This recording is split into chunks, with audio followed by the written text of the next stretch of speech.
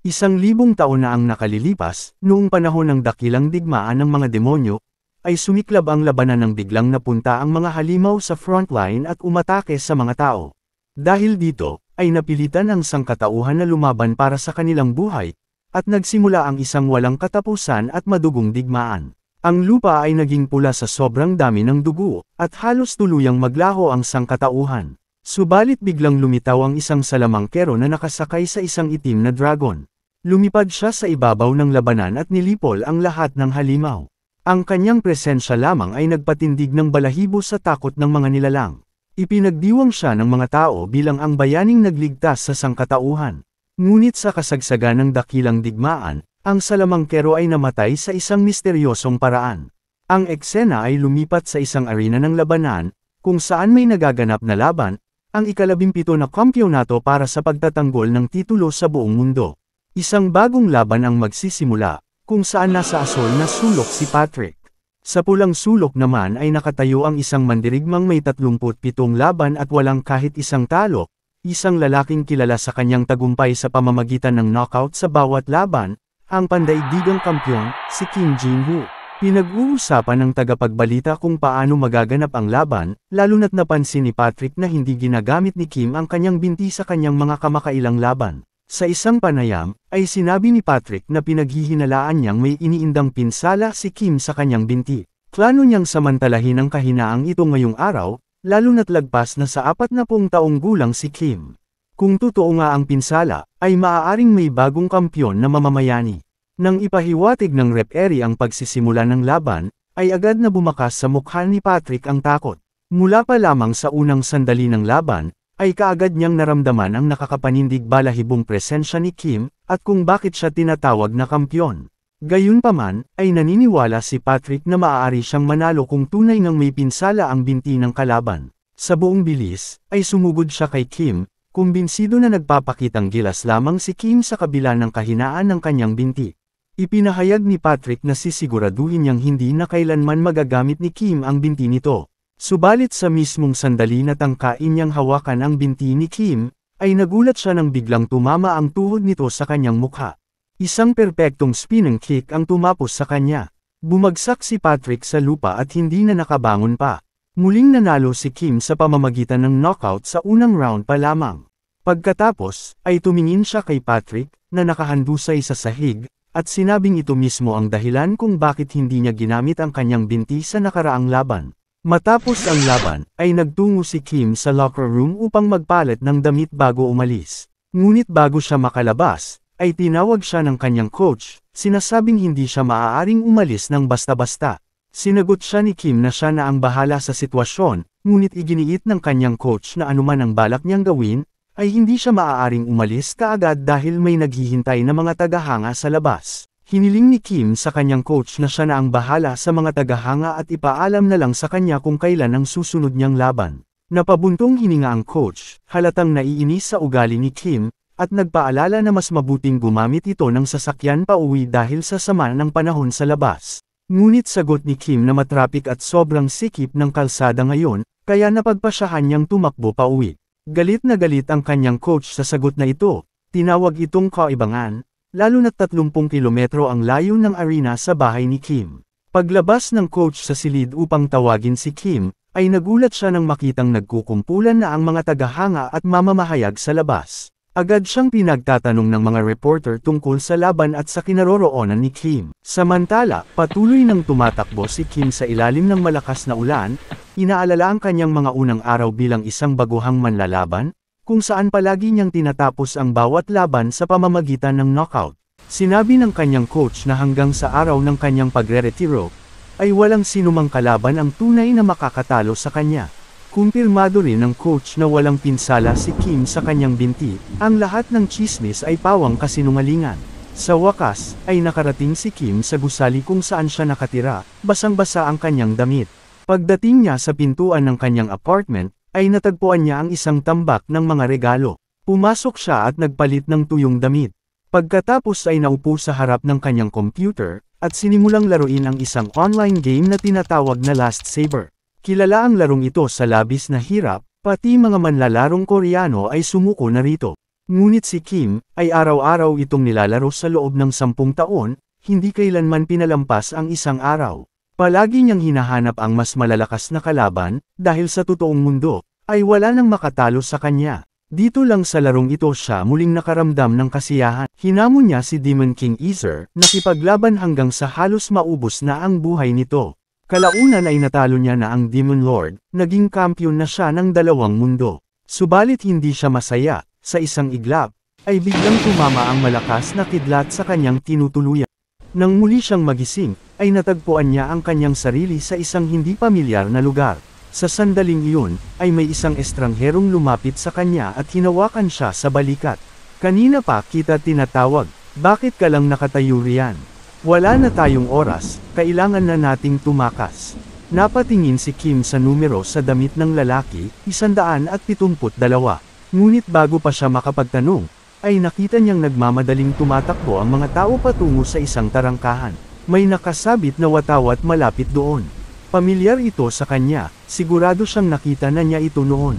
Ngunit bago pa niya mapagkanto kung ano iyon, ay matalim na nagsalita ang lalaking nasa tabi niya. Ano, mananatili ka na lang ba rito hanggang mabulok ka? Ito na ang huling pagkakataon nating makatakas mula sa kulungang ito, mula sa Korean. Nanlaki ang mga mata ni Kim, hindi siya makapaniwala na nasa Korean siya. Ngunit bago pa niya maunawaan ang nangyayari, ay hinawakan na siya ng binata sa kwelyo. Sinasabing wala ng oras para dito, kailangan na nilang umalis. Habang lahat ng ito ay nagaganap, ay hindi pa rin makapaniwala si Kim sa kanyang nakikita. Sinabi niya sa sarili na siguro ay isa lamang itong panaginip. Samantala, patuloy na nagsitakbuhan ang mga bilanggo habang papalapit sila sa labasan. Ngunit habang tumatakbo si Kim, ay isang malalim na pagkaunawa ang lumubog sa kanya, na hindi ito panaginip dahil masyadong totoo ang lahat. Naitanong niya sa sarili kung papaano siya napunta sa game na nilalaro niya. Ang mas masama pa, ay isa siyang bilanggo rito. Habang patuloy siyang tumatakbo, ay sinabi niya sa sarili na bagamat hindi malinaw ang lahat sa ngayon, ang pinakamahalaga ay ang makatakas muna sa kulungan. Habang tumatakbo, ay hiniling niya sa binata na bumagal ng kaunti, ngunit tinanggihan siya nito, sinasabing tigilan ng walang saysay na usapan at magpatuloy sa pagtakbo. Gayunpaman, ay isinaad ni Kim na may mali sa sitwasyon, sapagkat hindi dapat ganito kakunti ang bantay sa preso. Sumagot ang binata na iyon ay dahil wala roon si Warden Clark. Nagulat si Kim nang marinig ang pangalan ni Warden Clark. Nagpatuloy ang binata sa pagpapaliwanag na kakaalis lang ni Warden Clark, kaya ito ang perpektong pagkakataon upang makatakas. Ngunit biglang huminto si Kim at hinawakan ang binata sa kwelyo. Nagmakaawa ang binata na bumalik siya sa katinuan upang makatakas silang dalawa. Subalit hindi siya pinansin ni Kim, sa halip ay hinigpitan ng hawak sa kanyang damit at nagsimulang tumakbo sa kabilang direksyon mula sa ibang mga bilanggo, dahilan upang sumigaw ang binata sa pagkagulat, nagtatanong ito kung ano ang ginagawa niya. Napagtanto ni Kim sa sarili na kung totoo ang sinabi ng binata na wala si Warden Clark, ay lohikal ang sitwasyon ngayon. Subalit pinalaan siya ng kanyang likas na instinct bilang kampyon na huwag dumaan sa tarangkahang iyon. Samantala, ay pilit na nagpupumiglas ang binata mula sa hawak ni Kim, nagmamakaawang pakawalan siya. Nang bumukas ang tarangkahan ng kulungan, ay nagdiwang ang mga bilanggo, masayang ipinapahayag na sa wakas ay makakamit na nila ang kanilang kalayaan. Agad silang sumugod papunta sa labasan, sabik na bawiin ang kalayaang matagal nang ipinagkait sa kanila. Mas tumindi ang pagpupumiglas ng binata mula sa pagkakahawak ni Kim, sumisigaw na gusto rin niyang makatakas sa kulungan. Ngunit nang halos marating na ng mga bilanggo ang tarangkahan, ang kanilang kasabikan ay napalitan ng matinding takot, nang biglang bumagsak ang isa sa kanila. Sa harapan nila mismo, ay nakatayo si Warden Clark. Ngumiti si Warden Clark at tinawag ang kanyang mga bantay, iniutos na patayin ang bawat bilanggo, at walang ititira. Natigilan ang binata nang makita si Clark, kaya sinabi ni Kim na dapat ay naisip na niya mula pa lang sa simula na isa itong bitag. Ngayon, ang dapat nilang gawin ay tumahimik at tumakbo ng mabilis. Nagkagulo agad ang mga bilanggo, desperadong nagsitakbuhan palayo sa tarangkahan. Sinimulang patayin ng mga bantay ang bawat isa sa kanila, at matapos niyon, ay iniutos ng warden na hulihin ang mga natira pang bilanggo. Nang mahuli na ang lahat, ay pinapila sila. Iniutos na huwag gumalaw ni kaunti, kundi ay papatayin sila. Ang binata ay nakatitig sa isa sa mga patay na bilanggo, nandidiri at halos hindi makagalaw. Pilit na pinipigil ng binata ang kanyang sarili, ngunit hindi na niya matiis. Sa huli, ay hindi na niya napigilan at agad na nagsuka, dahilan upang mapansin siya ng isang bantay na agad siyang pinalo dahil sa paggalaw. Inihayag ng mga bantay na sinumang gumalaw pa ay agad na papatayin. Napagtanto ni Kim na kung hindi man lang nila mapatawad kahit isang batang lalaki, ay hindi na nakakagulat kung may isa na namang massacre na magaganap. At kung mangyari iyon, ay wala siyang ibang magagawa kundi ang lumaban.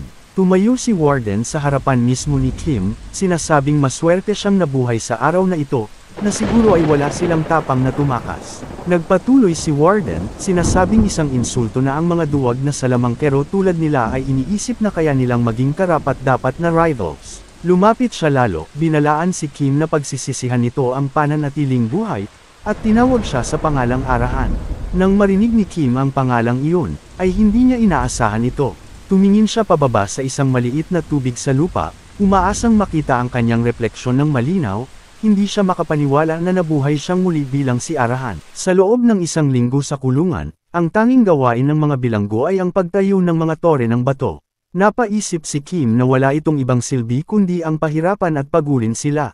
Tinitigan niya ang kanyang kamay at ang una niyang napagtanto ay kung gaano kahina ang kanyang katawan. Madali siyang napapagod sa pagbubuhat lamang ng isang bato, at 15 anyos pa lamang siya.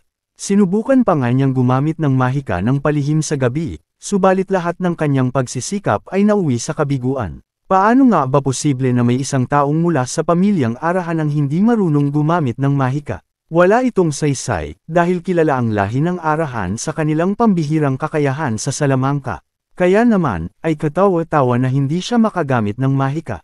Kumunat ang kanyang noo habang iniisip kung bakit nasa kulungan ang isang miyembro ng pamilyang Arahan. Baka siya lang talaga ang hindi marunong gumamit ng mahika, at marahil iyon ang dahilan kung bakit siya itinapon sa ganitong lugar. Biglang naputol ang kanyang pag-iisip nang sigawan siya ng isang bantay, inuutusan siyang dalhin ang bato sa kabilang panig agad-agad. Komportableng nakaupo sa kanyang upuan, ay tinanong ng bantay kung bakit siya nakatayo pa roon, at inuutusan siyang magmadali. Subalit nakatuon ng mabuti si Kim sa isang bagay sa kanyang harapan, isang system na nagsasabing kasalukuyang isinasagawa ang proseso ng synchronization, at dahil sa dami ng datos, ay maaaring matatagalan ito.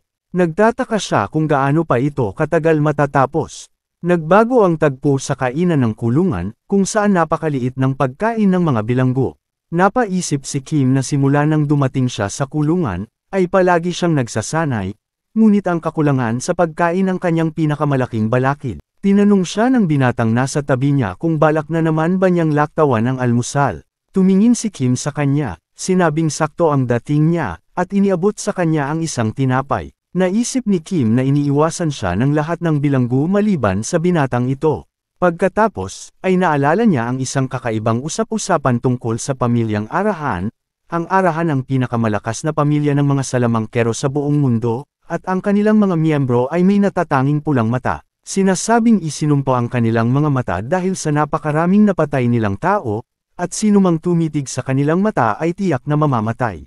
Habang pinapanood niya ang binatang kumain, ay naisip niya na magkapareho lang ang kanilang edad at magkasama sila sa selda, kaya tiyak na malapit sila bago siya mapunta sa katawan na ito, bagamat wala siyang maalala. Nagtaka siya kung ano ang nagdala sa isang batang tulad niya sa kulungan. Matapos noon, ay binalaan siya ng binata na maging maingat sa mga susunod na araw, kaya tinanong siya ni Kim kung ano ang ibig niyang sabihin. Ipinaliwanag nito na dahil kay Kim, ay mas bumigat ang trabaho ng mga bilanggo, kaya nagkakaroon ng tensyon sa pagitan nila, kaya mas mabuting mag-ingat siya. Doon napagtanto ni Kim kung bakit tila masama ang titig ng ibang bilanggo sa kanya nitong mga nakaraang araw. Tahimik na binalaan ng binata si Kim tungkol kay bilanggo numero 589, ang pinuno ng mga bilanggo. Isang lalaking kilala sa mga arena ng pakikipaglaban at nabilanggo dahil sa maraming tao na kanyang pinatay. Kalmadong sinabi ni Kim na mapapahamak ang binata kung patuloy itong makikasama sa kanya. Ngunit iginiit ng binata na hindi niya kayang talikuran ang isang kaibigan, lalo na't naging mas malapit na sila. Sumagot si Kim na kahanga-hanga ang katapatan ng binata, subalit binalaan siyang magiging mahirap ang kanyang landas, kaya iniling niya sa binata na lumayo na mula ngayon. Nagulat ang binata at tinanong kung bakit niya biglang sinabi iyon. Biglang narinig nilang dalawa ang maraming yabag na papalapit. Tumingin si Kim sa paparating na mga bilanggo at sinabi sa binata na mukhang mangyayari na ang kanyang kinatatakutan. Sinundan ng binata ang tingin ni Kim at nanigas siya sa takot nang mapagtanto niyang dumating na ang pinuno ng mga bilanggo kasama ang kanyang grupo. Direktang hinarap ng pinuno si Kim, narinig niyang dumobli ang gawain ng lahat dahil kay Kim. Kalma namang tinanong ni Kim kung totoo iyon, at kung gayon, ay gagamitin na lang niya ito bilang pagsasanay. Ngunit bago pa niya matapos ang kanyang pangungusap, ay isang napakalakas na suntok ang pinakawalan ng pinuno patungo sa kanya. Sobrang lakas ng suntok na nagdulot ito ng alikabok, kaya nabahala ang binata. Subalit laking gulat ng kalbo nang makita niyang mahigpit na hawak ni Kim ang kwelyo niya, at may matatalas na titig sa kanyang mga mata.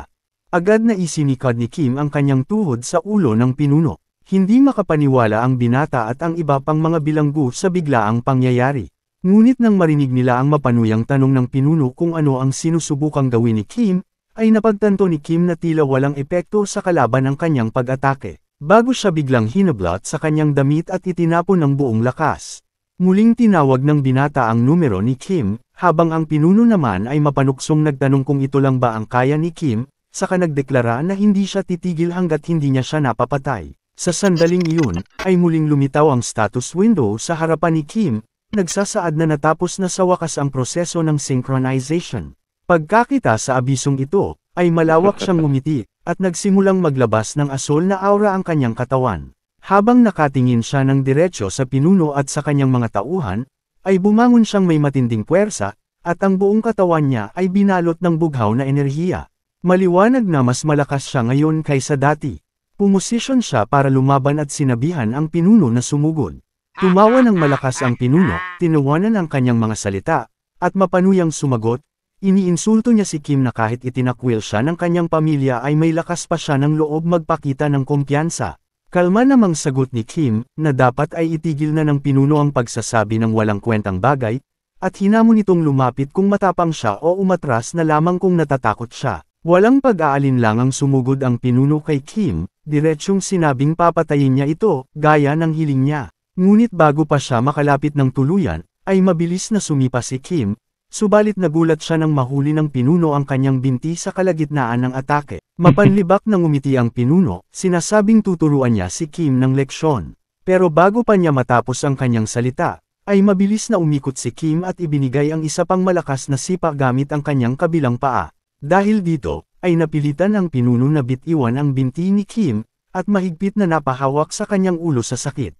Subalit hindi binigyan ni Kim ng pagkakataong makabangon ang kanyang kalaban, at agad niyang pinakawalan ang isang matinding sipa. Kitang-kita ang epekto ng mga atake ni Kim sa mukha ng pinuno. Tumalon si Kim, at isang matinding sipa pa ang tumama sa mukha ng kalbo, dahilan upang siya ay bumagsak ng tuluyan. Malamig na sinabi ni Kim na ito mismo ang dahilan kung bakit iniiwasan niyang gamitin ang kanyang mga paa. Nang makita ng iba pang bilanggo ang pagbagsak ng kanilang pinuno, ay agad silang sumugod kay Kim, nagsisigaw na hindi sila titigil hanggat hindi nila siya napapatay. Subalit nanatiling kalmado si Kim. Lumapit siya sa bumagsak na pinuno, itinapak ang kanyang paa sa katawan nito habang mahigpit na hawak ang kanyang braso. Winalaan niya ang iba pang bilanggo na huwag nang lumapit pa, dahil isang galaw lamang ang kailangan niya upang saktan at maging baldado ang kanilang pinuno habang buhay. Hiniling niyang ipatawag agad ang gwardiya ng bilangguan kung ayaw nilang mangyari iyon. Natigilan ang mga bilanggo sa kanyang sinabi, ngunit nang mapansin ni Kim ang kanilang pag-aalinlangan, ay mas diniinan niya ang braso ng pinuno, pinagbabantaan silang kaya niyang baliin ito anumang sandali kung hindi sila susunod. Kaagad na tumakbo ang isang bilanggo upang ipatawag ang gwardiya, habang ang iba naman ay dinala ang kanilang pinuno, at ipinahayag kay Kim na magiging iba ang sitwasyon sa susunod. Agad na lumapit ang binata kay Kim, hindi makapaniwala sa kanyang ginawa, at humanga rito ng labis, saka tinanong kung kailan pa siya natutong lumaban ng ganoon. Napansin din niyang lumaki si Kim, nagulat siya sapagkat akala niya dati ay pareho lang sila katangkad. Umupo lang si Kim at sinabing ipagpatuloy na lang ng binata ang pagbubuhat ng mga bato upang tumangkad rin siya. Mapanuksong nagtanong ang binata kung makakatulong ba sa kanya ang pagbubuhat ng bato para tumangkad. Sa isip ni Kim, ay naisip niyang ang synchronization ay naglipat ng kanyang tunay na pisikal na lakas sa kanyang dating katawan, patungo sa loob ng laro. Ngunit kumpara sa dati niyang katawan, ang katawan niya ngayon ay kasing hina pa rin ng isang bata. Subalit ang mahalaga ngayon ay lumitaw na rin sa wakas ang status window. Natuklasan niyang sa mundong ito, ang pangalan niya ay Zed Arahan, at kabilang siya sa class ng mage. Ngunit laking gulat niya nang makita niyang ang antas ng kanyang mana ay 0. Paano siya magiging isang mage kung wala siyang mana? Bakit binigyan siya ng napakahinang stats at ipinasok sa mahinang katawan? Subalit sa paningin ng binata, ay para bang nababaliw na si Zed sa kapipindot sa hangin. Maya-maya, habang nakahiga sa kanyang kama, ay hindi pa rin siya makapaniwala na may ganito kainang karakter tulad ni Zed sa laro. Malinaw na talagang itinakwil siya ng kanyang pamilya dahil siya ay isang basura. Pinakalma niya ang sarili at napagtanto na kahit papaano, ay maxed out naman ang kanyang lakas, bilis, endurance, at pandama sa 100%. Ito lang ang positibong bagay na kanyang nakita. Napansin din niyang may penalty na ipinataw sa kanyang katawan, ngunit tiwala siyang sapat na ang pisikal na pagsasanay upang malampasan ito. Naisip niya na walang kwenta ang pagkain sa lugar na ito. Habang tinitingnan pa niya ang status window, ay napansin niyang marami siyang hindi pamilyar na kakayahan, subalit lahat ay S-rank. Subalit ang skill na alam niya ay Poison Immunity at Immortal Swordsman lamang, na nakuha niya mula sa paglalaro. Ngunit may isang bagay na agad na umagaw ng kanyang pansin, isang kakayahang tinatawag na Blessing of the Great Mage. Subalit para sa kanya, ay insulto lamang ito, sapagkat wala naman siyang mana. Bigla siyang tumayo mula sa kanyang kama, iniisip na mauunawaan niya din ito pagdating ng panahon. Naniniwala siyang may paraan upang malampasan ang problema ng kanyang kakulangan sa mana. Biglang umalangaw-ngaw ang isang malakas na tinig sa loob ng bilangguan. Ipinapatawag ang mga bilanggo upang lumabas agad ng kanilang mga selda.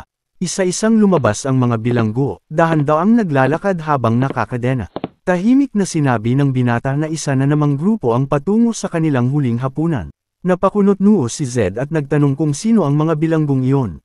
Ipinaliwanag ng binata na sila ang mga nakatakdang bibitayin, mga bilanggo na bibigyan ng kanilang huling pagkain bago ang kanilang pagbitay. Nagulat si Zed sa narinig, at napangiti siya ng bahagya, napagtanto niya na isa itong pagkakataon. Sa sandaling iyon, biglang naisip ni Zed ang isang bagay at lumingon kay Kim. Ngayon ko lang naisip, ano nga ulit ang pangalan mo, tanong niya.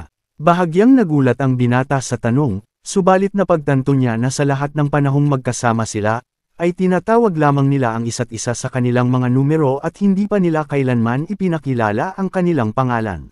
Ang pangalan ng binata ay Louie. Ipinakilala ni Louie ang sarili bilang isang tao na walang pamilya, isang ulilang lumaki sa lansangan. Bilang tugon, ay ipinakilala rin ni Zed ang kanyang sarili bilang si Zed Arahan. Casual niyang tinanong si Louie kung gusto nitong tumakas mula rito. Sumang-ayon si Louie, at inamin niya na hindi niya balak na manatili ng matagal sa bilangguan at marami rin siyang dahilan upang tumakas. Tinanong siya ni Zed kung mayroon na siyang naisip na paraan upang makalabas. Sandaling nag-alinlangan si Louie bago sumagot na ang tanging labasan ay ang pangunahing tarangkahan, at ang susi nito ay hawak ng warden. Nainis si Zed nang maunawaan na kakailanganin nilang talunin ang warden at kunin ang susi mula rito. Subalit kaagad na tumutol si Louie, iginiit na imposible iyon.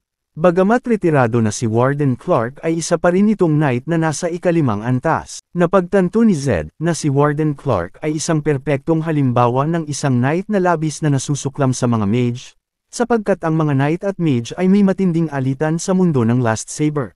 Napaisip si Zed na totoong ang isang retiradong knight sa ikalimang antas si Clark, kaya hindi siya tiyak kung kaya niya itong talunin sa ngayon. Kaya isang ideya ang biglang sumagi sa isip niya, na nakawin na lang ang susi. Biglang nagsalita si Louie, sinabing baka hindi pa ito alam ni Zed, pero ang pagnanakaw ay isang pangunahing kasanayan ng mga batang lansangan. Gayunpaman, ay palaging napapaligiran ng mga mata ang warden, kaya't napakahirap nakawin ang susi. Sandaling nag-isip si Zed, sinusubukang maghanap ng ibang plano. Ilang saglit pa, ay lumitaw ang isang ngiti sa kanyang mukha. Sa wakas ay naintindihan na niya kung paano isasagawa ang kanilang pagtakas. Nagpalit ang eksena sa sumunod na umaga kung saan nakatipon ang lahat ng bilanggo. Ipinahayag ng isang bantay na magsisimula na ang trabaho, at ayon sa utos ng warden, ang bigat ng kanilang trabaho ay tataas ng husto simula ngayon, at sinabihan silang kumilos agad. Ngunit walang gumalaw ni isa. Sa halip, ay sinabi nilang dapat dahan-dahan lang, at humingi sila ng mas makatarungang kondisyon sa pagtrabaho. Galit na tinanong ng bantay kung sinusuway nila ang utos ng warden. Isang bilanggo ang nagdeklara na hindi na nila kaya ang sitwasyon, kaya kaagad na hinugot ng bantay ang kanyang espada at idinikit ito sa leeg ng bilanggo. Mariing sinabi na tagapaghatid lamang siya ng utos at kung may reklamo sila, ay dapat nilang sabihin mismo ito sa warden. Gulat na nagtanong ang bilanggo kung ano ang nangyayari at bakit umabot sa ganito. Mapanuksong sumagot ang bantay, itinatanong kung paano hindi pa rin niya alam kung sino talaga ang may kasalanan sa lahat ng ito. Kaagad na lumingon ang lahat ng bilanggo kay Zed, tinitigan siya ng may matinding galit. Nakita ito ng bantay at mabilis na lumayo, sinasabing pupunta siya sa labas upang manigarilyo. Napansin ni Louie ang papalakas na tensyon sa paligid, kaya agad siyang sinabihan ni Zed na lumayo.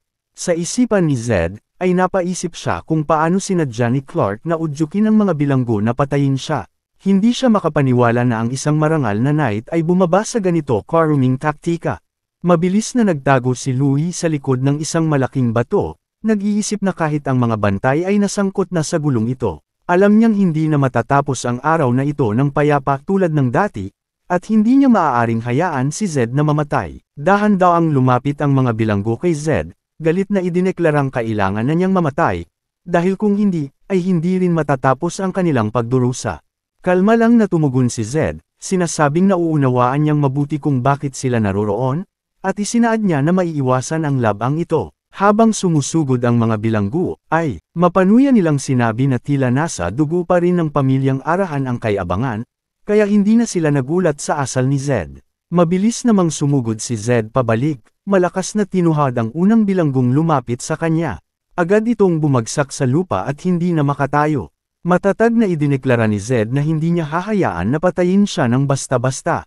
Pinalibutan siya ng natitirang mga bilanggo, tinawag siyang baliw, subalit kalmado siyang sumagot na matagal na niyang hinahanap ang isang paraan upang maibuhos ang kanyang galit, at ngayon ay handa siyang gamitin ang labang ito upang pampawala ng galit. Pumwesto siya para lumaban, buong tapang na hinamon ang lahat na sabay-sabay siyang atakihin. Tinanggap ng mga bilanggo ang hamon at sumugod ng buong puwersa. Sinaktan sila ni Zed isa-isa, at habang ginagawa niya ito, ay tuwang-tuwa niyang sinabi na ito mismo ang hinahangad niya, isang pagkakataong makipaglaban sa kanilang lahat ng sabay-sabay, imbes na isa-isa lamang. Patuloy niyang pinatumba ang mga bilanggo ng walang awa, halatang nasisiyahan sa laban.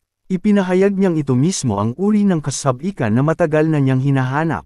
Matapos pabagsakin ang ilan pang bilanggo, ay muli niyang hinamon ang lahat na umatake sa kanya gamit ang kanilang buong lakas. Isang bilanggo ang nagtangkang umatake mula sa kanyang likuran, ngunit madaling naiwasan ito ni Zed at mabilis na gumanti gamit ang isang malakas na siko. Mabilis siyang umatake sa bawat isa gamit ang nakakamanghang bilis. Samantala, ay pinanood siya ni Louie mula sa malayo, lubos na namangha sa husay ni Zed. Hindi siya makapaniwala sa kanyang nakikita. Subalit may biglang tumawag sa kanya, sinasabing sumama siya para sa isang pribadong usapan. Sa kabilang banda, ay patuloy na nilalabanan ni Zed ang mga bilanggo, na ngayon ay pinili ng lumaban gamit ang kutsilyo. Subalit hindi ito naging hadlang kay Zed, kahit may armas ang kanyang mga kalaban, ay wala itong epekto sa kanya, sa halip ay mas nalilibang pa nga siya sa hamon. Sa wakas, ay isang preso ang sumigaw kay Zed, dahilan upang siya ay huminto. Malamig na binalaan siya ng preso na tigilan ang pambubugbog sa mga bilanggo at tanggapin na lamang ang kanyang kamatayan. Dahil kung hindi, ay papatayin nila ang kanyang kaibigan. Nagpumiglas si Louie at sumigaw kay Zed na huwag silang pakinggan. Galit na tumingin si Zed sa mga kalbo, malamig na sinabing ginawa lang nila ang pinakamalaking pagkakamali ng kanilang buhay. Mapanukso niyang idinagdag na sila mismo ang nagdala ng kanilang kapahamakan. Tumalon ang preso na hawak ang kutsilyo at nagbanta na siya ay isang knight na nasa ikalawang antas. Subalit mabilis na naglaho si Zed, na ikinagulat ng kalbo, lumingon siya sa paligid. At sa likuran niya, ay naroon si Wade, na kaagad na pinatumba ang isa pang kalbo sa lupa. Ang kalbo ay sumigaw, hindi makapaniwala na gumamit si Zed ng mahika. Subalit nilinaw ni Zed na hindi ito isang mahika. Kaya ipinakita niya kung papaano, sinumulan niyang ikutin ang kanyang katawan, at nang malapit na siya sa kalbo, ay sinipa niya ito ng napakalakas, dahilan upang tumilapon ito. Subalit sa gitna ng gulo, ay nagpakita si Warden Clark, ang pinuno ng bilangguan. Tinutok niya ang kanyang galit na mga mata kay Zed at nagsalita, "Zed Arahan, ipaliwanag mo ang iyong mga ginawa. Subalit bago pa makapagsalita si Zed, ay kaagad na sumingit si Louie. Isinaad na si Zed ay hindi ang salarin, siya po ay isang biktima lamang, ang mga preso po ang nag-umpisa ng gulo at si Zed po ay pinagtanggol lamang ang sarili niyang kaligtasan. Gulat na tumingin si Warden sa mga nakahandusay na preso. Tinanong niya si Zed kung ginamit niya ba ang kanyang mana. Subalit walang pakialam na sumagot si Zed ng, "Aba malay ko." Bigla na lamang pinakawala ni Clark ang kanyang mapang api at napakalakas na aura, na naging dahilan upang magsilaglagan ang lahat ng bilanggo, nahihirapang huminga at kumilos. Si Louie ay napaluhod sa lupa dahil sa matinding presyon. Ngunit si Zed ay hindi naaapektuhan, siya ay napapalibutan ng sarili niyang kumikislap na asul na aura.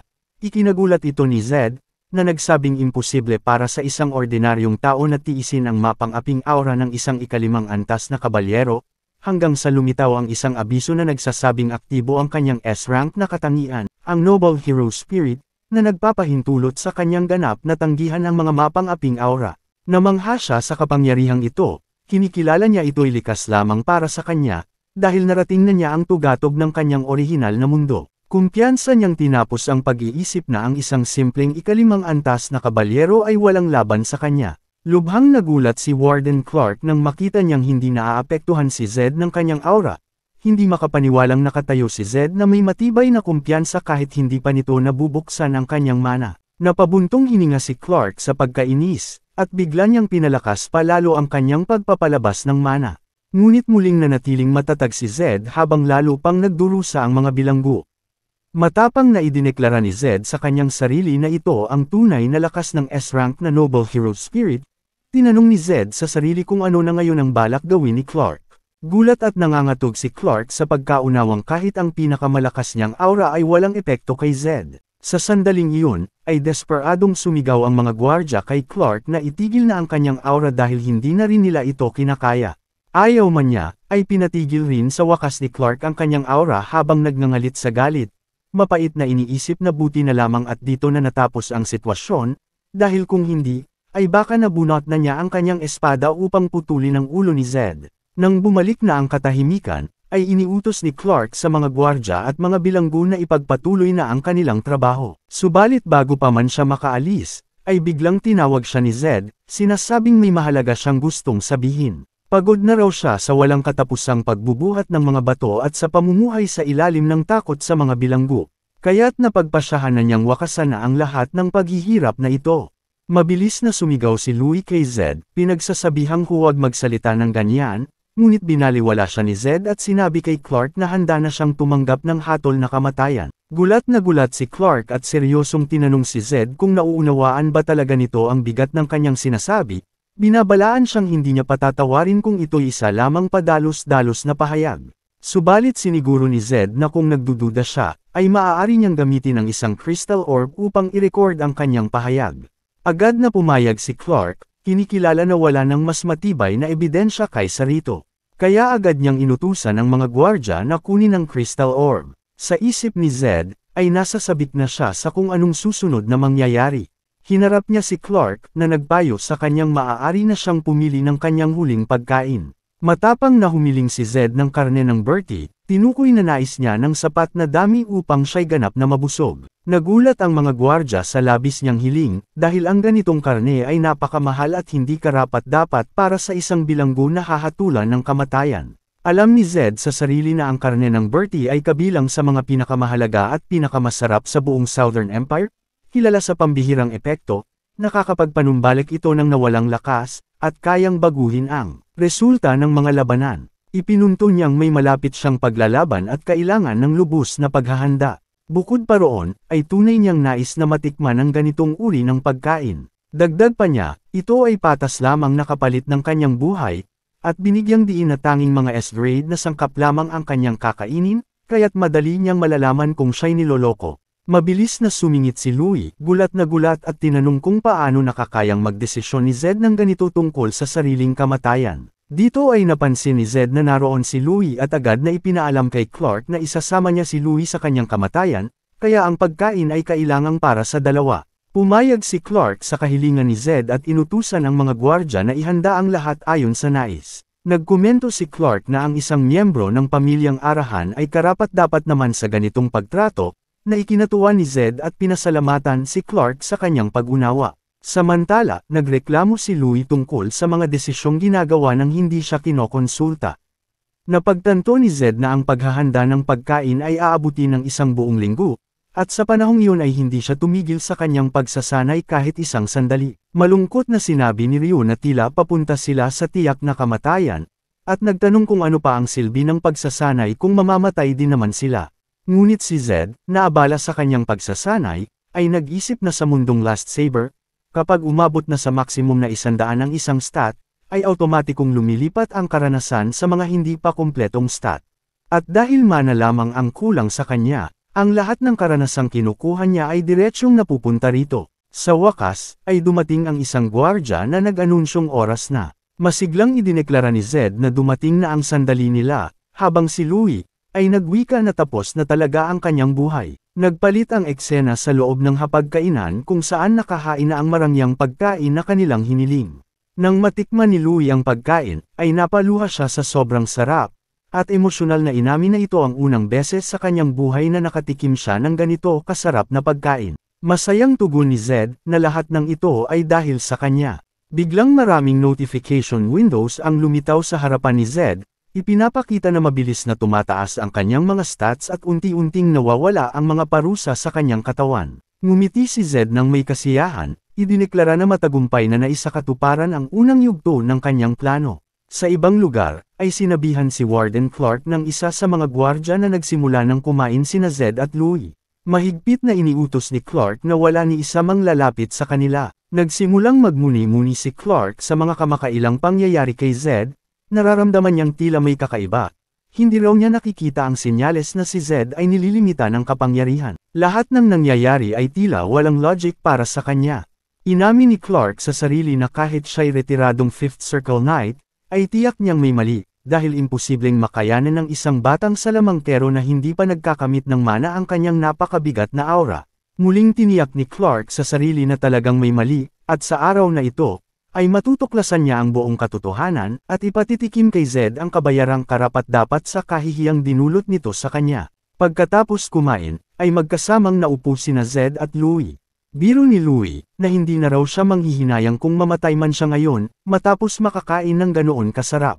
Ngunit mariing tugon ni Zed na hindi pa siya maaaring mamatay. Sa isip ni Zed, ay dama niya ang biglaang pagsiklab ng napakalakas na enerhiya, iniisip na maaari na siyang magsanay ng hindi napapagod. Sa sandaling iyon ay bumukas ang pinto. Ngumiti, si Zed, tinawag si Clark at sinabi na sa wakas ay dumating din siya. Biro ni Zed na naubos na nila ang pagkain at wala nang natira para sa warden. Tinawag lamang ni Clark ang pangalan ni Zed, dahilan upang mapanuksong tanungin ni Zed kung galit ba siya dahil hindi siya nabigyan ng pagkain. Masama ang tingin ni Clark kay Zed, iniisip kung gaano kainis ang mayabang na batang ito na umaasa lang sa kanyang dugong maharlika. Ipinatong ni Clark ang kanyang kamay, na may suot na pulse eres sa balikat ni Zed, sabay bulong na sa pagkakataong ito, ay sisiguraduhin niyang susuko si Zed. Malamig na iniisip ni Clark na ang pamilya Arahan nga ang pinakadakilang pamilya ng mga salamangkero, at kahit ang isang walang kwentang miyembro ng kanilang angkan ay maaaring magbigay sa kanya ng malaking benepisyo. Sa impormasyong makukuha niya mula kay Zed, ay balak niyang tuluyang makatakas sa nakakainip na lugar na ito. Napansin ni Zed na gumamit si Clark ng isang mahiwagang aparato sa kanya, at agad nitong pinakawalan ang kanyang nakakatakot na aura habang nagtatawa ng may panunuya. Tinatanong si Zed kung ano ang masasabi niya sa lakas ng aura na ito, nakakasigurong hindi niya ito kakayanin. Ngunit tumitig lamang si Zed ng buong tapang, walang bakas na naaapektuhan siya. Sa sandaling iyon, ay isinubukang itulak ni Louie si Clark palayo kay Zed, ngunit marahas siyang itinulak ni Clark, dahilan para bumagsak siya sa sahig.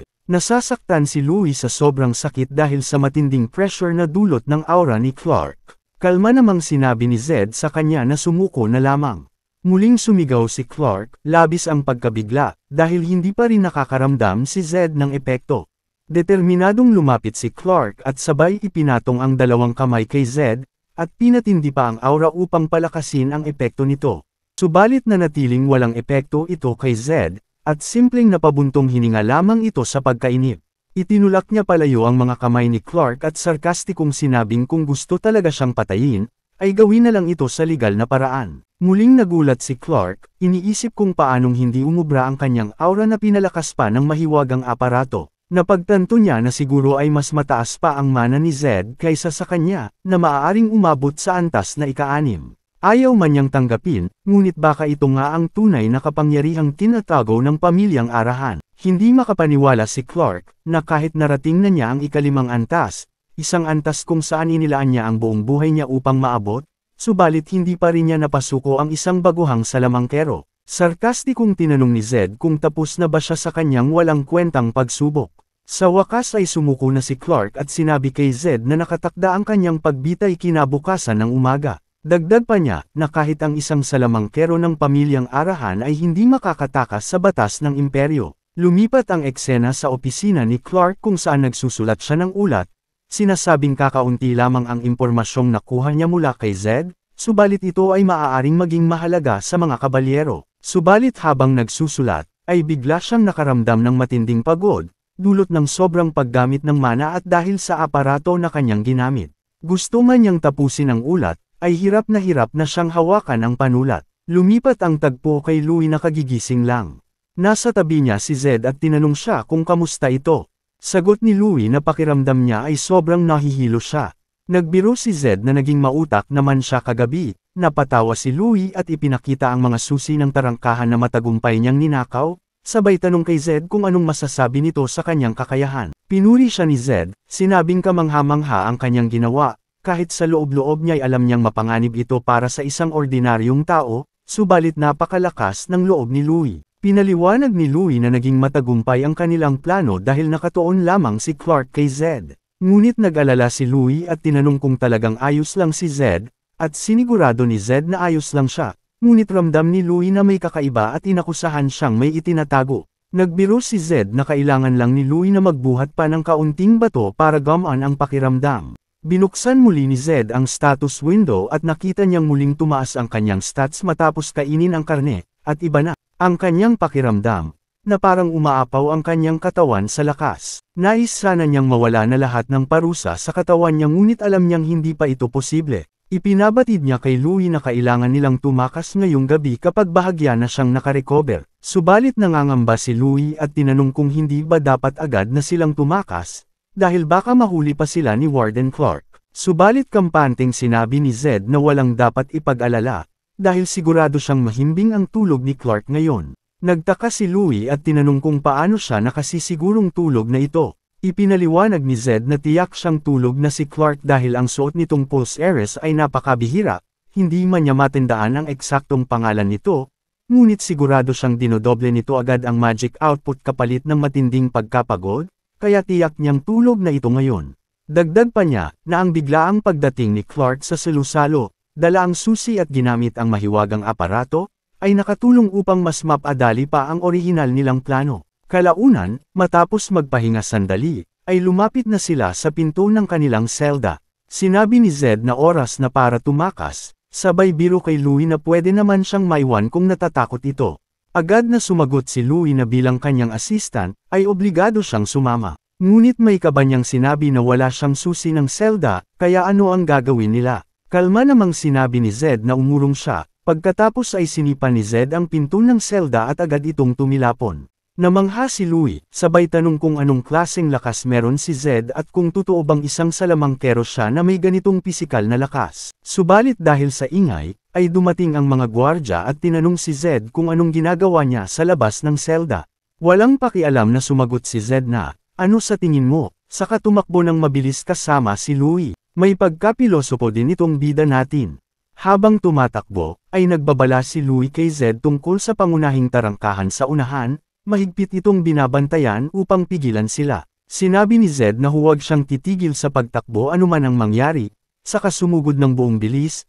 Nangako naman si Louie na susunod siya ng tama sa bawat utos. Mabilis na nilapitan ni Zed ang mga gwardya, iniwasan ang una, at hinawakan ang mukha nito at itinapon sa iba pa, dahilan upang matamba ang ilan. Wala siyang sinayang na oras at muling sumugod, pinatamaan ang isa pang gwardya sa leeg. Habang hindi makagalaw ang mga gwardya sa takot, ay binalikan ni Zed ang unang itinapon niya at binigyan ng isa pang malakas na sipa sa mukha habang tumatakbo. Naghanda ng lumaban ang iba pang gwardya, handang pumatay kung kinakailangan, ngunit magaling na iniiwasan ni Zed ang bawat atake nila, sabay gumaganti ng mabilis. Isa pang gwardya ang sumubok umatake ngunit madaling iniwasan ito ni Zed. Gumamit siya ng kamay upang balansehin ang sarili sa lupa, inayos ang posisyon, at tinamaan ang kalaban sa ulo ng buong lakas. Napansin niyang may dalawang gwardyang paparating mula sa likod, kaya ngumiti siya, tuwang-tuwa at puno ng kasabikan sa labanan, sumugod siya gamit ang buong bilis,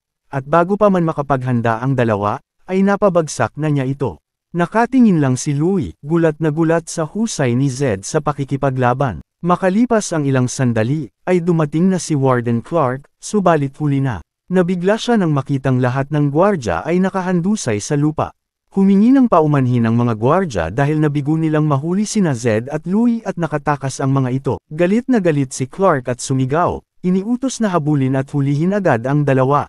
Lumipat ang eksena sa karatig baryo ng Mata malapit sa piitan. Nagtago sina Louie at Zed sa loob ng mga kahon, at lumabas lamang matapos masiguro. Ligtas na sila. Binanggit ni Zed na masyado pa rin silang malapit sa piitan, kaya pwedeng madiskubre pa sila ng mga gwardya. Gayunpaman, sumagot si Louie na wala silang ibang pagpipilian dahil napakalayo ng ibang mga bayan. Ipinaliwanag niyang ang pagtatago kasama ng mga ordinaryong tao ang pinakamabisang paraan upang hindi sila mahanap, kaya't masisiguro ang kanilang kaligtasan. Tinanong ni Zed kung ano ang hinahanap niya, kumuha si Louie ng damit mula sa isang kahon at iniabot ito kay Zed, sinabing isuot niya ito. Napangiwi si Zed sa pagkainis, tumutol na ang maruruming damit na iyon ay para lamang sa mga pulubi. Kalma namang sagot ni Louie na halos mga pulubi ang nasa paligid, kaya ang pagsuot ng ganoong kasuotan ang pinaka-epektibong paraan upang hindi sila mapansin. Sa huli, ay napaniwala rin si Zed sa paliwanag ni Louie, kahit labag man sa loob ay sinuot niya pa rin ang dala nitong damit. Matapos iyon, ay sinabi ni Louie na aalis muna siya upang kumuha ng ilang kailangang gamit at pinayuhan si Zed na manatili at huwag umalis. Nagdududang tinanong ni Zed kung paano niya kukunin ang mga iyon kung wala naman silang pera. Ngumiti si Louie at sinabing hindi niya kailangan ng pera, magnanakaw na lang siya ng kailangan nila. Nangakong hindi siya magtatagal at ipinagmalaki pang siya nga ang assistant ni Zed. Kaya tahimik na naghintay si Zed sa pagbabalik niya. Makalipas ang halos isang oras, ay dumating din si Louie. Tinanong siya ni Zed kung ano ang nakuha niya, at inilabas ni Louie ang may kulay na contact lens upang itago ang matingkad na pula na mga mata ni Zed. Nagtanong si Zed kung sapat na ba iyon, sumagot si Louie na oo, dahil kahit papaano ay matatakpan nito ang pulang kulay na sumisimbolo sa pamilyang Arahan. Pinaliwanag pa ni Louie na sa katimugang rehiyon na kontrolado ng angkan ng Bahal, ay sobrang uso ang kulay asul na lente sa mata, lalo na sa mga arroganting maharlikang ginagawang kayamanan ng kulay ng mata. Tahimik na napaisip si Zed at sinabing kilalang kilala nga ang angkan ng Bahal. Naalala niyang Torres Bahal ang pangalan ng pangunahing bayani sa orihinal na kwento, ginamit pa nga niya ito sa paglalaro. Kinakatawan ng Arahan ang larangan ng mahika, at Bahal naman sa espada. Ipinaliwanag niya na sa mundong ito, ay malalim ang galit ng dalawang angkan sa isa't isa, katulad na lamang ng pagkakaiba ng kanilang mga mata. Ibinunyag ni Louie na may nahanap na siyang magandang lugar para makapagpahinga sila. Bago makatulog, ay nag-isip-isip si Zed sa sitwasyon niya, paano nga ba siya napadpad sa loob ng isang mundo ng laro bilang isang bilanggo, at ngayon natutulog sa isang kwadra. Pero sa kabila nito, ay may kakaibang saya siyang nararamdaman. Napatingin siya kay Louie, iniisip kung bakit patuloy itong sama-sama sa kanya, kahit alam nitong si Zed ang talagang hinahabol ni Clark, subalit sa kabila ng panganib, ay nananatili itong nasa kanyang tabi. Napagtanto niyang kaunti lang talaga ang alam niya tungkol kay Louie, sa isip niya, ay isa lang naman itong palaboy at maliit na magnanakaw na nangangailangan ng tulong, ngunit hindi pa rin niya alam kung tunay nga ba itong mapagkakatiwalaan. Kinabukasan, paggising nila, ay napansin ni Zed kung gaano talaga kalunos-lunos ang lugar. Hindi niya ito nakita kagabi dahil madilim, hindi siya makapaniwala na nakatulog siya sa ganito. Tinukso siya ni Louie at sinabing halatang galing siya sa mayamang angkan kaya hindi siya sanay matulog sa ganitong lugar. Sumagot si Zed, kung may tao ba namang gustong tumira sa ganito. Seryosong sagot ni Louie na walang gustong tumira sa ganito, kadalasan, ay napipilitan lang. Nagpasya si Zed na hindi sila maaaring magpatuloy sa ganitong buhay. Kailangan nilang kumita ng pera, lalo't kailangan din nila ng pagkain upang mabuhay. Maingat na tanong ni Louie kung paano niya ito balak gawin kung kailangan pa rin nilang magtago sa mga gwardya, sabay biro na baka gusto niyang matutong magnakaw.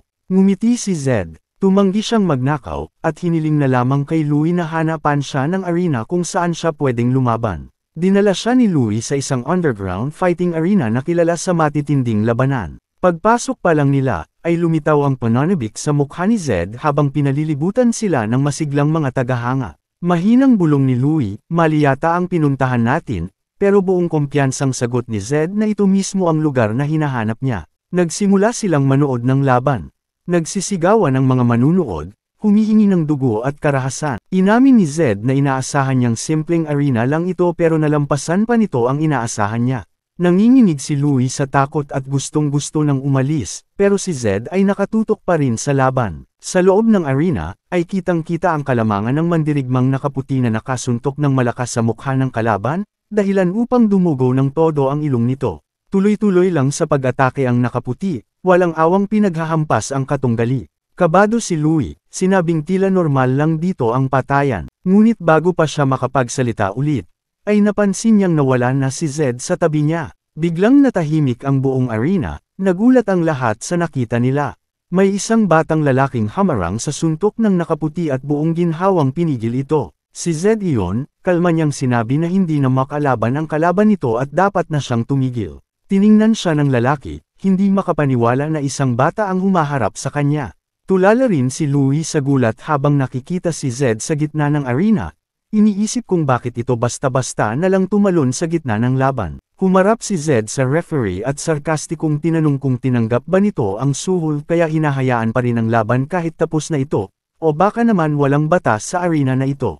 Galit na hinatak ng lalaki ang kanyang kamao, nag-aalala siya na baka isang maharlika si Zed. Napansin ng mga tao ang totoo, kaya't nainis sila, isang pulubi lang ang sumira ng kanilang kasiyahan. Kalma lang si Zed at sinabing siya na ang mananagot sa nangyari, at makikipaglaban siya sa lalaki bilang kapalit ng kasiyahang sinira niya. Ngiting may kumpiyansa, ay nangakong bibigyan niya sila ng isang laban na hindi nila malilimutan. Kinabahan si Louie at dali-daling nilapitan si Zed. Pinagalitan niya ito, sinabihang paulit-ulit na siyang nagbabala na delikado ang kanyang kay-abangan. Ipinaalala niyang paborito ng madla ang lalaking iyon at halos imposibleng manalo si Zed. 1 sa 1,000 lang ang tsansa niya, at baka pa nga 1 sa 10,000 lamang, kaya nakiusap siyang pumili na lang ng ibang kalaban. Ngunit buong tapang na sinabi ni Zed na mag-relax lang siya, at inutusan siyang kunin ang lahat ng pera nila at ipusta sa kanya. Galit na tanong ni Louie kung nakinig ba talaga ito ng kahit isa sa mga sinabi niya. Pero biglang binago ni Zed ang usapan at masiglang sinabi na pagkatapos nito, ay kakain tayo ng mamahaling karne. Nang magsimula ang laban, ay tahimik na inamin ng lalaki sa sarili na kahit mukhang pabigla-bigla si Zed, ay may kakaibang aura ito. Sa kabila ng itsurang 15 anyos, ay perpekto ang kanyang paghinga, na tila ba isang veteranong mandirigma. Ang pinakanakapagpagulo sa kanya ay ang kakaibang posisyon ni Zed, dahil wala pa siyang nakikitang ganito. Biglang nakaramdam siya ng panganib mula kay Zed, kaya tumawa siya sa sarili sa ideyang natatakot siya sa isang batang lansangan, kaya't buong bilis siyang sumugod, ngunit bago pa man siya makalapit, bigla siyang tinamaan ng malakas na suntok sa mukha. Nagsimulang dumugo ang ilong ng lalaki dahil sa suntok ni Zed. Kalma niyang ipinaliwanag sa lalaki na kapag sumusuntok, ay hindi dapat iniuurong ang kamao sa likod ng balikat, sa halip, ay dapat dumiretso ang suntok mula sa posisyon ng depensa papunta sa mukha ng kalaban sa pinakamaikli at pinakamabilis na paraan. Binanggit niyang ang bilis ang susi, at minsan ay mas napapalakas pa ito sa pamamagitan ng bigat ng katawan. Agad na sumunod si Zed ng isa pang mas malakas na suntok sa mukha ng lalaki, agad na nabasag ang ilan sa mga ngipin nito at nabalot ng dugo ang kanyang mukha. Samantala, si Louie na nakaupo sa gilid, ay balisang balisa at hindi makatingin, at taimtim na nagdarasal para sa kaligtasan ni Zed. Ngunit nang marinig niya ang malalakas na hiyawan mula sa madla, ay dahan-dahan niyang iminulat ang kanyang mga mata upang tingnan ang nangyayari. At laking gulat niya nang makita si Zed na walang awang binugbog ang lalaki. Halos hindi makapaniwala si Louie, totoo ngang natatalo ni Zed ang lalaki. Nang hihina na ang lalaki, nahilo sa dami ng suntok na tinanggap niya. Malabo na ang kanyang paningin, halos hindi na niya maaninag si Zed habang patuloy na dumadaloy ang dugo sa kanyang mukha. Naisip niyang paano posibleng matalo siya ng isang batang pulubi. Pinilit niyang ipunan ang natitira niyang lakas at muling tumira ng suntok, pero madali itong naiwasan ni Zed. Napangisi si Zed at muling pinakawala ng sunod-sunod at mabibilis na mga suntok. Pinilit ng lalaki na tumagal pa, ngunit isa pang mabagsik na suntok mula kay Zed ang tumama sa kanya, at bumagsak ang lalaki sa sahig, wala nang kakayahang lumaban. Tumawag si Zed sa referee, sinabing panahon na para tapusin ang laban, at baka raw mapatay pa niya ang lalaki kung ipagpapatuloy pa. Nanginginig sa kaba, ay walang ibang dahilan ng referee para ipagpatuloy pa ang laban at idineklara si Zed bilang panalo. Sa isip-isip ni Zed, ay isa lamang itong simpleng warm-up, at napaisip siya kung naging masyado ba siyang marahas sa lalaki. Lumapit si Zed at Louie sa counter para kunin ang kanilang napanalunan. Hinarap ni Zed ang lalaking nag-aabot ng pera, at tinanong kung bakit parang napakaliit ng halagang natanggap nila, gayong 62 sa isa ang pusta. Inakusahan niya ang lalaki na niloloko sila dahil mukha silang bata, sabay sabing marunong siyang magkwenta ng mga simpleng bagay. Ngunit matigas ang sagot ng lalaki, iginiit na eksakto raw ang ibinigay niyang halaga. Napansin ni Zed na iwas ng tingin si Louie at pawis na pawis. Dito niya marahas na tinanong kung magkano ba talaga ang ipinusta ni Louie, lalo't malinaw ang sinabi niyang ipusta ang lahat ng pera nila. Nahihiyang umamin si Louie na ayaw niya talaga ng sugal kaya nagtira siya ng kaunti para sa hapunan. Biglang may lumapit na babae at magalang na binati si Zed, humihiling ng kaunting oras niya. Tiningnan siya ni Zed nang may pagdududa at tinanong kung sino siya. Ngumiti ang babae at sinabing halatang ngayon lang niya naranasang pumasok sa arena base sa ekspresyon ng kanyang mukha. Ipinakilala niya ang sarili bilang si Herna, ang tagapamahala ng arena, at muling hiniling na makausap si Zed kahit sandali lamang. Ngunit diretsyong tumanggi si Zed at lumakad palayo kasama si Louie, sabay sabing wala siyang interes makipag-usap sa kanya. Habang papalayo sila, ay hinarang sila ng mga gwardya. Kalma silang tiningnan ni Zed at tinanong kung gusto rin ba nilang matulad sa lalaki. Nang makita niyang ayaw silang paalisan, ay tinanong niya ng may panunuya kung dahil ba ito sa katapatan nila kay Herna. Sumingit si Herna at malamig na ipinaliwanag na ang lalaking natalo ni Zed, na nagngangalang Ikas, ay isa sa mga personal niyang tauhan, at sana raw ay malinaw na ngayon ang ibig niyang sabihin. Pinayagan silang umalis sa pagkakataong iyon, ngunit, nangakong magkikita silang muli sa isang lugar na mas komportable kaysa sa arena. May ibig sabihin ang tingin ni Herna habang sinasabi niyang hinahangaan niya ang mga mandirigmang tunay na malakas katulad ni Zed. Maya-maya, habang naghihintay sila ng pagkain sa isang kainan, ay pinagalitan ni Louie si Zed sa pagiging bastos kay Herna. Ipinunto niyang hindi lang basta tagapamahala si Herna kundi ang totoong may kapangyarihan sa buong lungsod, kaya't habang naroon sila, ay tiyak na magkikita silang muli. Tinawag ni Zed si Herna bilang isang matandang fox na mahilig sa pera, kaya't sinabi ni Louie tama nga si Zed dahil ganoon din ang tawag ng mga tao kay Herna. Dagdag pa ni Louie, na halatang gusto ni Herna na mauna siyang makarecruit kay Zed. Napaisip si Zed at sinabing may ganito rin siyang karanasan noong una siyang pumasok sa mundo ng martial arts sa kanyang nakaraang buhay. Nang nagsimula na siyang sumikat, ay samut-saring tao ang lumalapit sa kanya, ginagamit ang kanyang talento para pagkakitaan, at makailang beses din siyang naloko. Pero isang araw, ay nakilala niya ang isang coach na nagbago ng kanyang buhay, isang taong ginawa siyang tunay na kampyon. Dahil doon, ay hindi na siya ang dating inosenteng batang madaling lokohin, unti-unti siyang umangat mula sa wala hanggang sa maging isang tunay na kampyon.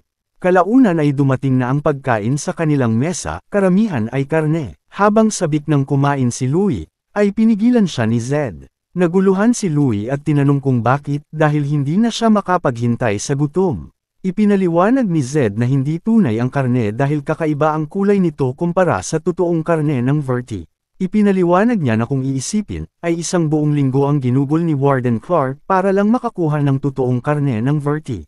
At kung madali lang pala itong makuha sa kalapit na syudad, ay hindi na sana kailangan ng ganoong paghihirap. Pinaliwanag pa ni Zed na sobrang bihira ng karne ng Verti, at hindi ito basta-basta ibinebenta sa mga karaniwang tao, lalo na sa isang ordinaryong restaurant.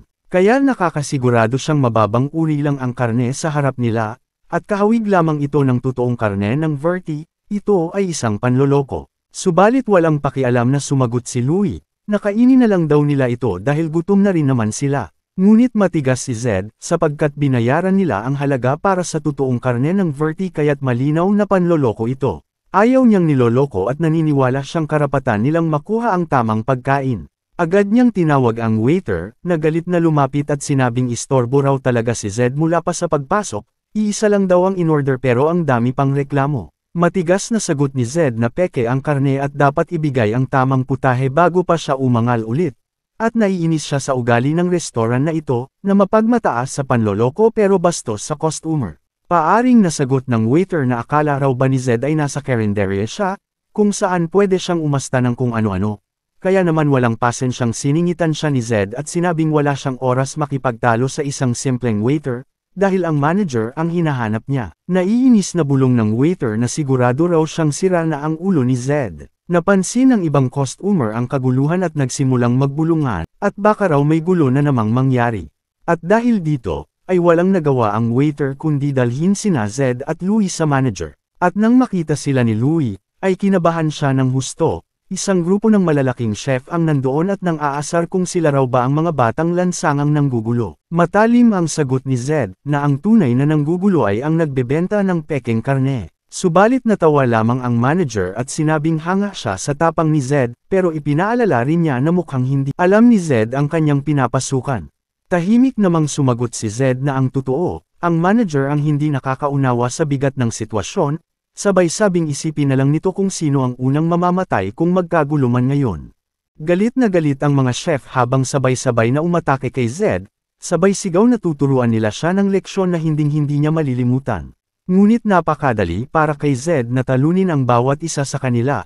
Sinuntok niya ang una sa muka, binali ang kamay ng isa, at kinawawa ang isa pa. Biglang may isa pang chef ang sumugod mula sa likuran, nagtangkang saksakin si Zed gamit ang kutsilyo.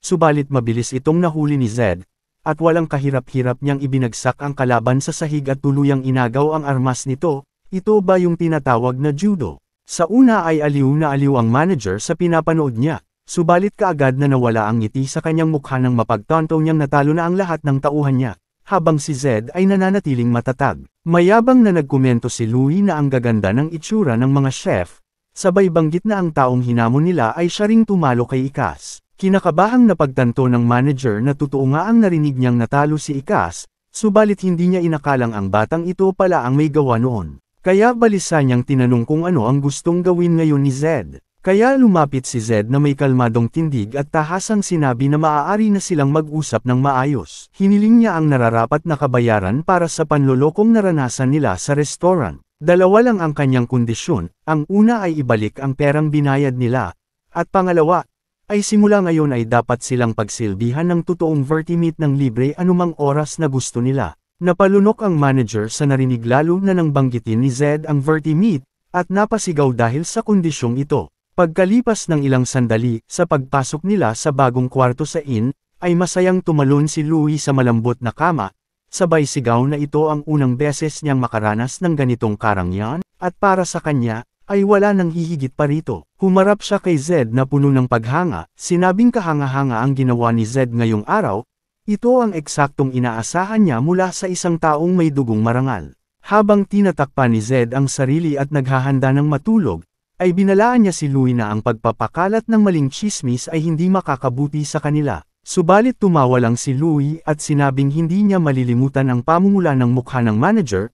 Dagdag pa niya, na salamat sa pangyayaring iyon ay mabubuhay na sila ng komportable. Sa kalagitnaan ng gabi, ay mahimbing na silang natutulog.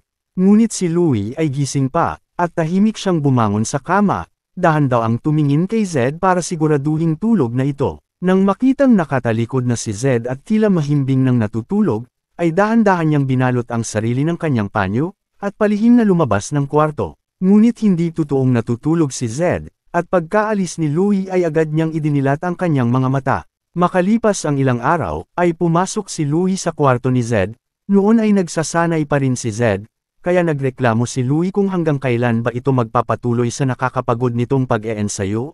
Sabay biro na mas pipiliin pa ng karamihang salamangkero na mamatay kaysa gawin ang ganoong klaseng araw-araw na ehersisyo. Pagtatakang tinanong niya si Zed kung kaya ba ito nag-e-ensayo ng todo dahil wala siyang mana. Sumagot si Zed na parang ganun na nga, kaya nagtaka si Louie sa tugon niya. Samantala, ay nainis si Zed sa sarili, dahil kahit anong pagsisikap niya, ay nananatiling 0 ang level ng kanyang mana. Pagkatapos ng training, ay sinabi ni Zed kay Louie na oras na para mag-agahan. Tuwang-tuwa si Louie at nagtanong kung ano ang kakainin nila, patatas ba, salad, o hindi kaya ay manok. Sumagot ni Zed na karne naman ngayon, dahilan para mas lalong matuwa si Louie na sa wakas daw ay makakatikim na siya ng karne. Habang naglalakad, ay napagtanto ni Zed na matagal na silang hindi nagpakita doon, makatatlong araw na rin, ito ay para maiwasan ang gulo matapos silang kumain ng 10 putahi sa iisang araw lamang.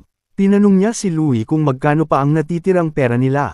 Sumagot si Louie na kaunti na lang ang kanilang pera, dahil mahal ang bayad sa tinutuluyan nilang in. Subalit hindi naniniwala si Zed sa dahilan ni Louie, sapagkat matagal na siyang naglalaro ng larong ito, kaya kabisado niya ang galawan ng ekonomiya. Ang paggastos nila ng 50 gintong barya sa loob lang ng ilang araw ay hindi makatotohanan, at ito ay maihahalin tulad sa pagtatapon ng pera sa kalsada. Tinitigan niya si Louie, at nagdududa kung sa tingin ba ni Louie ay hindi niya napapansin ang kakaibang kilos niya nitong nakaraan. May hinala si Zed na may tinatago si Louie kaya ito nagsisinungaling tungkol sa pera, pero sa ngayon, ay pinili niyang huwag muna itong pansinin, basta't hindi ito mauwi sa pagtataksil, gayunpaman, ay desidido siyang tuklasin ang totoo. Maya-maya ay lumipat ang eksena sa manager ng restaurant habang may isang tauhan na lumapit at nagulat na dumating na sina Zed at Louie. Naiinis na inutusan ng manager ang tauhan na gawin na ang napag-usapan nila, at ilang sandali pa, ay dinala sina Zed at Louie sa isang pribadong silid na punong-puno ng masasarap na karne. Masiglang inanunsyo ng waiter na naghanda sila ng engranding salo-salo para sa kanila. Tuwang-tuwa si Louie at napatanong kung magkano kaya ang halaga ng lahat ng karne sa harap nila. Si Zed naman ay agad na nakaramdam na may kakaiba sa sitwasyon, sapagkat masyadong magiliw ang pagtanggap sa kanila. Nagtataka siya sapagkat wala naman siyang napansin na mga asasin o bayar ang mandirigma sa paligid. Pero hindi niya pa rin maintindihan kung ano ang tunay na ibig sabihin ng ganitong kabaitan. Samantala, si Louie ay sobrang excited at naghanda ng kumain, sabay aya kay Zed na kumain na rin. Inabot pa niya ito ng karne na binalot sa dahon ng litsugas, sabay sabing siya mismo ang naghanda nito. Nagpasalamat si Zed at muntik ng kainin iyon, pero sa loob-loob niya, ay nagpapatuloy pa rin ang kanyang pag-iingat at obserbasyon sa paligid. Ngunit bago niya tuluyang makain ang karne, ay bigla siyang nakaramdam ng kakaibang pakiramdam, at gulat na gulat siyang sumigaw kay Louie na iluwa kaagad ang karne at huwag na huwag itong kakainin anuman ang mangyari. Nagsimulang makaramdam ng pagkahilo si Louie, lalo na nang marinig niyang lason pala ang masarap na karne na kani-kanina lang ay nilalantakan niya.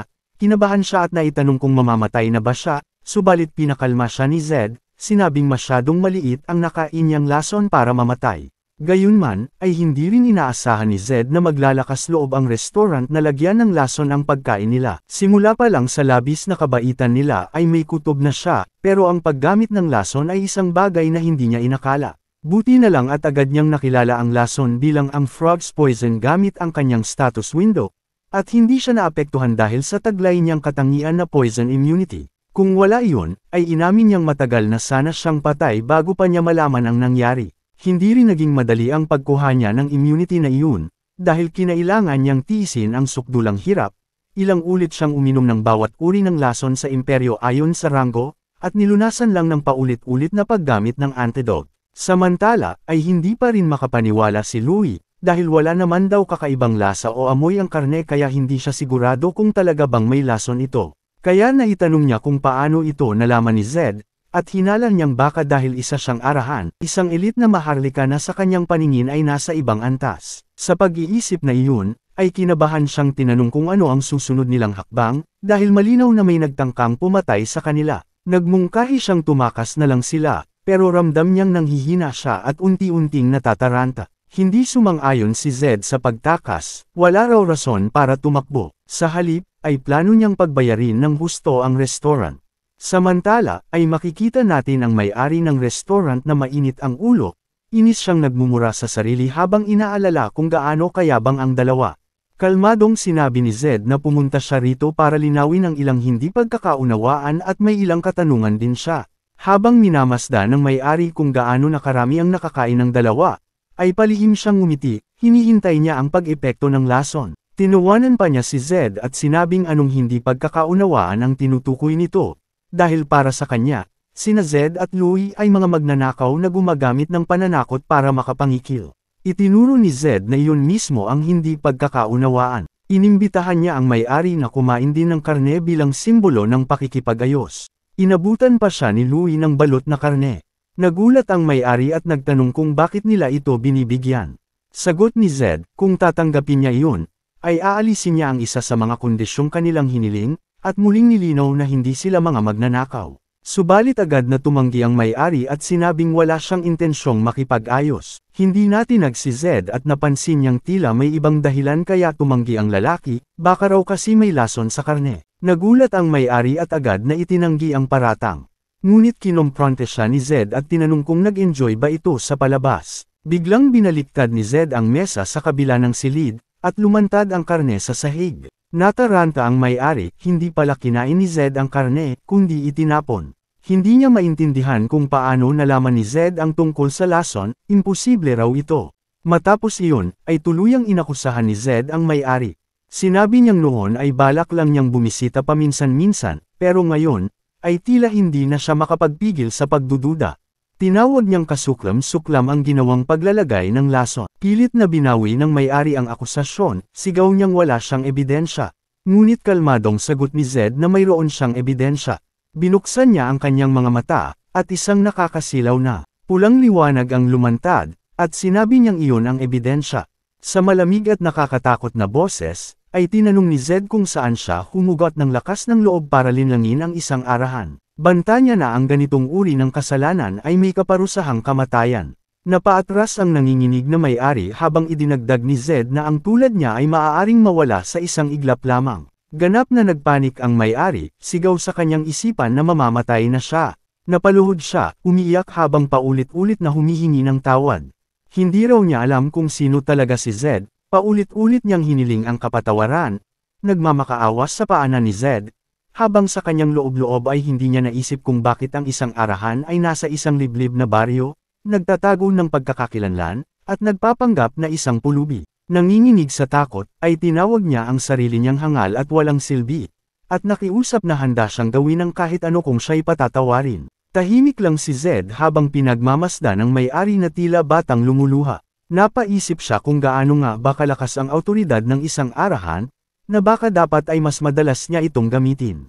Nang tanungin niya kung handa ba talaga itong gumawa ng kahit ano, ay sinabing pagbibigyan niya ito sa pagkakataong ito dahil sa sinseridad nito. Nagpasalamat ang may-ari ng paulit-ulit, sinabing hinding-hindi niya makakalimutan ang kabutihang ito. Inilahad ni Zed ang kanyang mga kondisyon, una ay huwag kailanman isisiwalat ang kanyang pagkakakilanlan. Agad namang sumang-ayon ang may-ari, sinabing ni sa kabilang buhay ay hindi siya magsasalita. Ikalawa ay hihingi si Zed ng kalahati ng kanyang yaman at ituturing niya na walang nangyaring insidente. Agad na sumang-ayon ang may-ari at nagmamadaling umalis para kunin ang pera, takot na baka magbago pa ang isip ni Zed. Pagkaalis ng may-ari, ay nagkatinginan sina Zed at Louie. Komento ni Louie na hindi man lang nakuhang sumuwi ng may-ari, isang nararapat na reaksyon sa harap ng isang arahan. Minungkahi ni Zed na umalis na sila sa lungsod kapag nakuha na ang pera, at pumayag si Louie. Ngunit bago sila tuluyang makapagpahinga, ay isang pamilyar na tinig ang pumihil sa kanila, tinatanong kung saan daw sila papunta ng ganoon kabilis. Pagharap nila, ay laking gulat nilang si Herna iyon, papalapit ng may mapang asar ng ngiti. Sa kanyang maladramatikong lakad, ay agad siyang nakilala ni Zed at binanggit ang kanyang pangalan. Masiglang pagbati ni Herna na nagkita tayo ulit, sabay puri kay Zed na tila napaka-interesadong tao pala si Zed. Tahimik na nag-isip si Zed kung nalaman ba ni Herna ang kanyang pagiging arahan, saglit niyang inisip kung ang may-ari ba ang nagsabi, pero mabilis niyang itinanggi sa sarili iyon dahil sobrang takot daw ang may-ari para magsalita. Naisip niyang baka may iba pang pinagkuhanan ng impormasyon si Herna. Napag-isipan niyang baka oras na para lumipat ng lugar kung sakaling kumalat ang kanyang lihim, dahil kapag nalaman ng iba na isa lamang siyang dating arahan, ay mawawala rin ang perang nakuha niya mula sa may-ari. Hiniling ni Herna na makausap siya ng pribado, at pumayag naman si Zed. Nang makaupo na sila, ay diretso siyang tinanong ni Zed kung bakit siya naroon at kung may kailangan ba ito sa kanya. Sagot ni Herna na nagkakamali raw si Zed, hindi lang siya naroon para kay Zed, kundi para makita ang kanyang kliyente. Agad na patigil si Zed, na tila napagtanto ang tinutukoy ni Herna. Inamin ni Louie kay Zed na siya ang kumuha ng serbisyo ni Herna para sa isang bagay, at hindi raw niya intensyong itago iyon mula kay Zed. Ipinaliwanag ni Herna na sinimulan na niyang tingnan ang hiling ni Louie pero kailangan pa raw ng dagdag na bayad para maituloy ito. Natarante si Louie at sinabing nilalabag ni Herna ang napagkasunduan nila dahil ang laki na raw ng ibinayad niya. Ngunit malamig ang tugon ni Herna na hindi pa sapat ang bayad ni Louie para pambili ng pagkain. Isinaad ni Herna ang paghahanap sa nawawalang kapatid ni Louie, na maaaring patay na, ay hindi madaling gawain. Gulat at puno ng pagkabigo, ay tinanong ni Louie kung paano nagawa ni Herna ang ganito.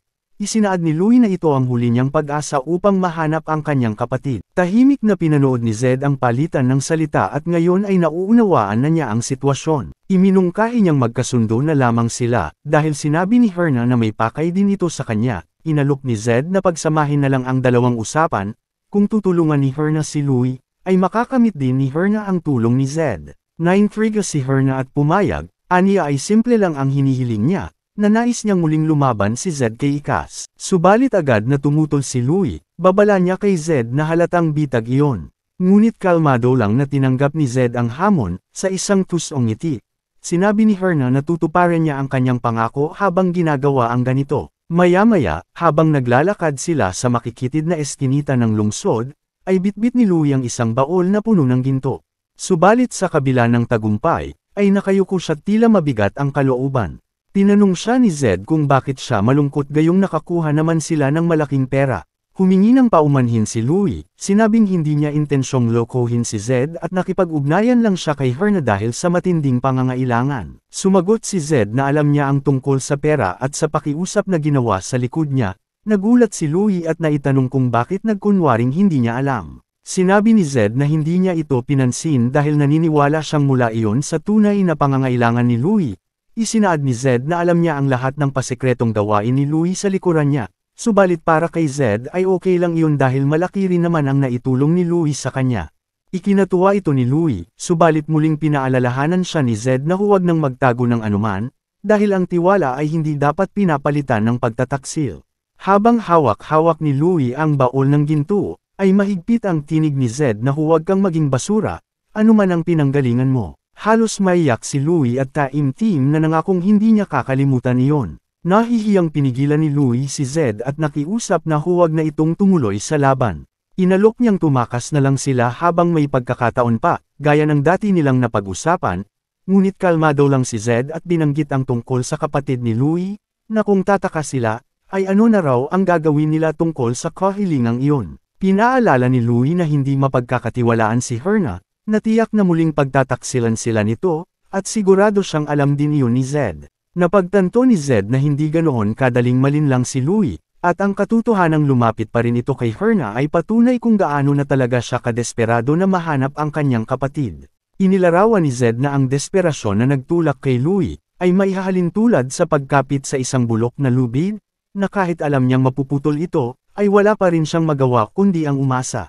At si Herna naman ang matanda na sinamantala ang desperasyon ni Louie at niluko ito. Inamin ni Zed na sa simula pa lang ay balak na niyang tumakas, pero nagbago raw ang isip niya. Nagtaka si Louie at tinanong kung bakit, dahil babala ni Louie, ay siguradong handa na si Herna sa susunod na laban. Ngunit sagot ni Zed na iyon nga mismo ang dahilan kung bakit gusto niyang ituloy ang muling pagtutuos. Nang tanungin ni Louie kung bakit, ay sumagot si Zed na kapag nakakakita siya ng basura, ay pakiramdam niya ay kailangan niya itong linisin. Ipinaliwanag ni Zed na ang pagtalo sa isang kalaban na ibinuhos ang lahat, kahit handang-handa pa ito, ay isang bagay na nagbibigay sa kanya ng tunay na saya at kasiyahan. Samantala, sa Kyrian Prison, ay may mga kaganapang nagsisimula na, hudyat na may mahalagang nangyayari sa likod ng mga eksena. Mabilis na nagmamadali ang mga gwardya, na tila may kinatatakutang pangyayari. Iniulat sa direktor ng piitan na nakalinya na ang lahat ng tauhan. At agad siyang nag-utos sa frontline team na kumilos na. Mariing sinuntok ng direktor ang kanyang mesa, habang bumabalot sa kanya ang madilim at nakakakilabot na aura. Tinawag niya sina Zed at Louie bilang mga daga na nagtatago lamang pala sa ilalim ng kanilang ilong. Sa galit at determinasyong sumiklab sa kanyang mga mata, ay nangakong tatapusin na niya ang problema sa pagkakataong ito. Lalong lumakas ang kanyang aura, at sa matinding galit, ay isinigaw niya ang pangalan ni Zed, isang malinaw na pahiwatig na si Zed na ngayon ang kanyang tiyak at personal na target.